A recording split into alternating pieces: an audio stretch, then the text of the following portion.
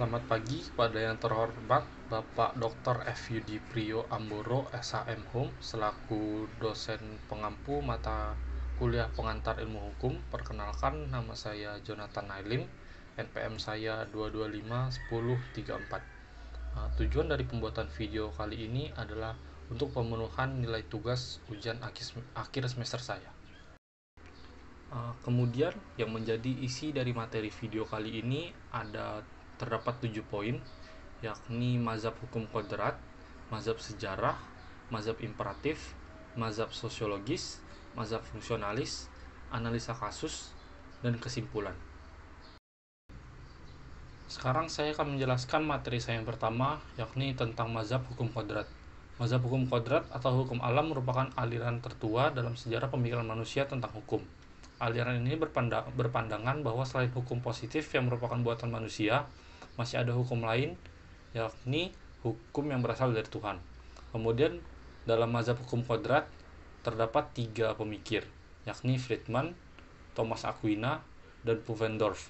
Friedman mengatakan bahwa hukum alam hadir sebagai bentuk atau respon manusia terhadap kegagalan mereka dalam mencari hukum yang absolut, sehingga hukum alam dipandang sebagai hukum yang berlaku universal dan abadi. Kemudian menurut Thomas Aquina membagi hukum kodrat menjadi 4, yakni lex aeterna, yaitu rasio Tuhan yang tidak dapat dimengerti oleh manusia; lex divina, yakni rasio Tuhan yang mampu dipahami oleh pemikiran manusia; yang ketiga lex naturalis, yakni penjelmaan lex aeterna ke dalam pemikiran manusia atau rasio manusia; yang keempat lex positivis, yakni penerapan lex naturalis ke dalam kehidupan sehari-hari manusia. Kemudian yang terakhir, pandangan Pufendorf, yakni Pufendorf mengatakan bahwa hukum alam adalah aturan yang berasal dari akal pikiran manusia, yang dimana unsur naluriah sangatlah berperan dalam pembentukan hukum. Selanjutnya saya akan menjelaskan mengenai mazhab sejarah. Mazhab sejarah merupakan mazhab yang dipelopori oleh seorang ahli hukum bangsa Jerman yang bernama Friedrich Karl von Savigny. Menurut Savigny, di dunia ini terdapat beragam bangsa, di mana tiap bangsa memiliki jiwa bangsanya masing-masing. Aneka ragam jiwa bangsa tersebut dapat dilihat melalui berbagai ragamnya bahasa, adat istiadat, dan organisasi sosial masyarakat yang dimiliki oleh bangsa tersebut. Dalam mazhab sejarah sangat dipengaruhi oleh 3 faktor. 3 faktor tersebut sebagai berikut. Yang pertama, rasionalisme abad ke-18 yang hanya mengandalkan jalan pemikiran deduktif. Jalan pemikiran pada masa itu hanya didasari pada hukum alam, kekuatan akal, dan prinsip-prinsip dasar, serta tidak memperhatikan fakta sejarah, kekhususan, dan kondisi nasional. Yang kedua, pendapat yang berkembang pada masa itu di mana hakim dilarang untuk menafsirkan hukum karena undang-undang dianggap dapat memecah semua masalah hukum. Yang ketiga, yakni semangat revolusi Prancis yang menentang wewenang tradisi dengan misi kosmopolitannya. Selanjutnya saya akan menjelaskan mengenai mazhab imperatif. Mazhab imperatif adalah mazhab yang dipelopori oleh John Austin yang kemudian dikembangkan oleh Hans Kelsen. Hukum menurut Austin adalah perintah dari penguasa yang berdaulat. Hukum yang berlaku menurut aliran ini adalah peraturan bagi perilaku manusia yang berlaku secara umum dan berasal dari golongan yang secara politis berkedudukan lebih tinggi untuk golongan yang statusnya lebih rendah. Suatu perintah itu ada kalau ada orang tertentu yang mengeluarkan perintah itu. Kemudian menurut Kelsen, hukum tidak menggambarkan apa yang sebenarnya terjadi, tetapi menentukan peraturan-peraturan tertentu, yaitu meletakkan norma-norma bagi tindakan yang harus dilakukan oleh orang atau manusia atau masyarakat. Dengan demikian, maka dapat disimpulkan bahwa hukum tidak menyatakan apa yang benar-benar terjadi, tetapi ia menentukan apa yang seharusnya terjadi. Selanjutnya saya akan menjelaskan mengenai mazhab sosiologis. Terdapat 5 poin penting yang harus kita perhatikan dalam mazhab sosiologis. Yang pertama, mazhab sosiologis dipelopori oleh Eugene Ehrlich, Max Weber, dan Hamaker. Yang kedua, mazhab sosiologis berpandangan bahwa hukum itu sebenarnya merupakan hasil pertentangan-pertentangan dan hasil pertimbangan antara kekuatan-kekuatan sosial, cita-cita sosial, institusi sosial, perkembangan ekonomi, dan pertentangan, serta pertimbangan kepentingan-kepentingan golongan-golongan atau kelas-kelas dalam masyarakat. Yang ketiga, Eugene Ehrlich menyatakan bahwa berlakunya hukum bergantung pada penerimaan masyarakat dan sebenarnya tiap golongan menciptakan sendiri masing-masing hukum yang hidup dalam masyarakatnya itu sendiri. Yang keempat, berlakunya hukum itu sebagai suatu realita bahwa ia diperlukan oleh manusia yang secara bersama hidup dalam sebuah masyarakat. Hukum bukan bergantung pada kehendak penguasa, melainkan bergantung kepada kenyataan sosial. Yang kelima, suatu peraturan adalah hukum apabila mendapat dukungan dari masyarakat secara efektif. Selanjutnya, saya akan menjelaskan mengenai mazhab fungsionalis. Mazhab fungsionalis merupakan mazhab yang dipelopori oleh Roscoe. Menurutnya, hukum bukan hanya merupakan kumpulan-kumpulan norma yang sifatnya abstrak atau tertib hukum saja, tetapi menurutnya, hukum merupakan suatu proses untuk mengadakan keseimbangan antara kepentingan-kepentingan yang saling bertentangan.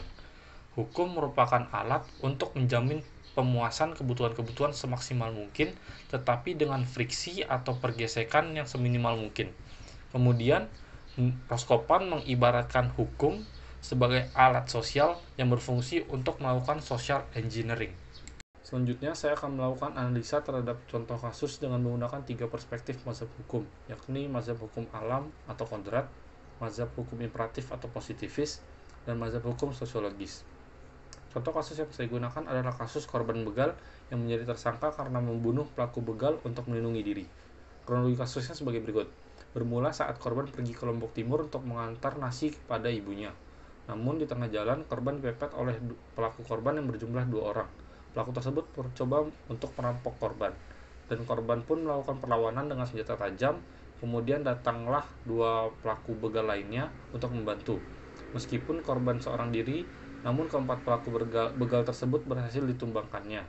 Oleh karena itu, mengakibatkan 2 orang pelaku tewas dan 2 pelaku lainnya kabur.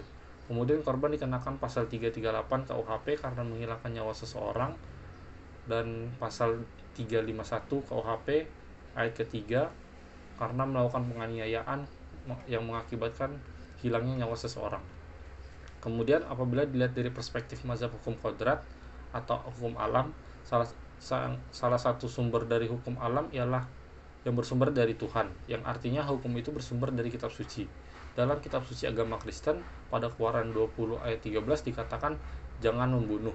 Kemudian dalam ayat Al-Quran, surat Al-Isra ayat 33 dikatakan, dan janganlah kamu membunuh jiwa yang diharamkan Allah untuk membunuhnya, melainkan dengan sesuatu alasan yang jelas. Sesuatu yang benar di sini apabila seorang murtad dan berzina setelah menikah, maka berdasarkan persepsi hukum alam, perbuatan yang dilakukan korban adalah salah dan layak untuk dihukum. Kemudian apabila dilihat dari berdasarkan perspektif mazhab imperatif atau positivis, maka jelas salah, karena menurut Hans Kelsen, hukum adalah norma-norma bagi tindakan yang harus dilakukan oleh manusia, sehingga apabila hukum melarang untuk membunuh, seperti pada pasal yang dikenakan kepada korban, yakni pasal 338 dan 351 ayat ketiga KUHP, maka manusia tidak boleh membunuh, dan apabila membunuh haruslah orang tersebut dijatuhi hukuman pidana, sehingga berdasarkan perspektif mazhab imperatif atau positivis, korban haruslah dipidanakan. Kemudian yang terakhir, apabila dilihat dari perspektif mazhab sosiologis, yang dilakukan oleh korban tidak bisa dikatakan sebagai suatu hal yang salah, karena posisi korban hanya melakukan pembelaan diri agar tidak terluka apalagi sampai terbunuh. Namun sayangnya pembelaan yang dia lakukan menyebabkan kematian pada pelaku. Tetapi harus diingat bahwa Gustav dalam teorinya mengatakan tujuan dari hukum adalah kemanfaatan, kepastian, dan keadilan. Sehingga apabila korban dihukum pidana penjara, maka akan menyebabkan ketidakadilan bagi korban. Karena posisi korban hanya ingin melindungi diri sendiri, dan apabila tidak melakukan itu, maka mungkin ia akan kehilangan nyawanya. Dan untuk hukuman bagi korban, karena sudah menghilangkan nyawa orang lain, korban dapat diberi hukuman berupa menjadi tahanan rumah. Kemudian pada bagian yang terakhir, saya akan menyampaikan kesimpulan saya dari video ini, bahwa untuk menyelesaikan contoh kasus yang saya angkat, perspektif mazhab sosiologis adalah mazhab yang paling baik yang dapat digunakan, karena mazhab sosiologis akan menimbulkan kemanfaatan, kepastian, dan keadilan, seperti pendapat yang dikemukakan oleh Gustav. Sekian video untuk tugas pemenuhan nilai ujian akhir semester saya. Apabila ada kesalahan, saya memohon maaf sebesar-besarnya. Sekian dan terima kasih.